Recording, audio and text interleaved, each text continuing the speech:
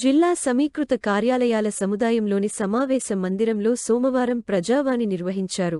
ఈ సందర్భంగా ప్రజల నుంచి మెదక్ కలెక్టర్ రాహుల్ రాజ్, అదనపు కలెక్టర్ వెంకటేశ్వర్లు దరఖాస్తులు స్వీకరించారు. అనంతరం జిల్లా కలెక్టర్ మాట్లాడుతూ ప్రజావానికి వచ్చిన దరఖాస్తులని త్వరితగతిన పరిష్కరించాలని ఆదేశించారు. ప్రజావానికి వచ్చిన వారు మళ్లీ పదే రాకూడదని, అర్హతను బట్టి వెంటనే పరిష్కరించాలని, లేనిపక్షంలో సమస్య పూర్వపరాలను వివరించాలన్నారు. అప్పుడే ప్రజావానిపై ప్రజలకు ఒక నమ్మకం ఏర్పడుతుందని చెప్పారు.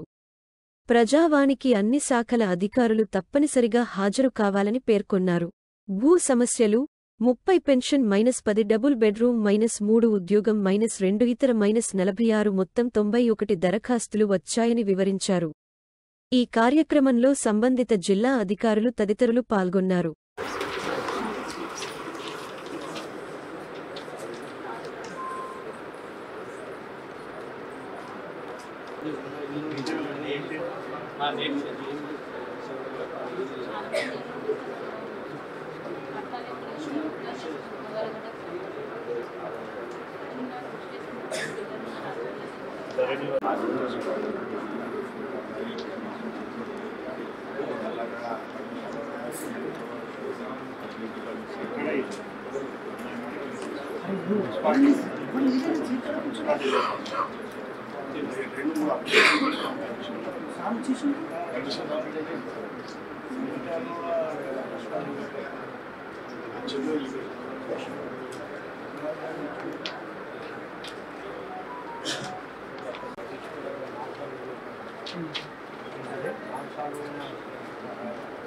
మున్సిపల్ కమిషనర్ ఇప్పుడు రాసిన కదా మీకు రిటర్న్ గా రాసిస్తాడు చేసేటట్టు.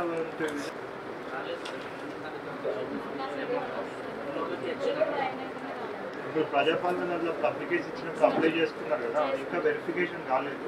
అది స్టార్ట్ అయినాక దాంట్లో చెక్ చేసుకోండి.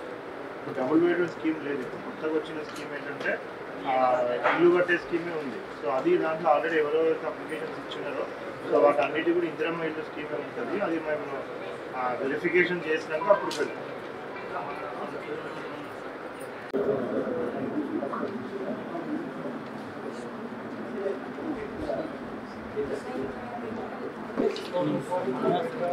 ఏం కావాలి మరి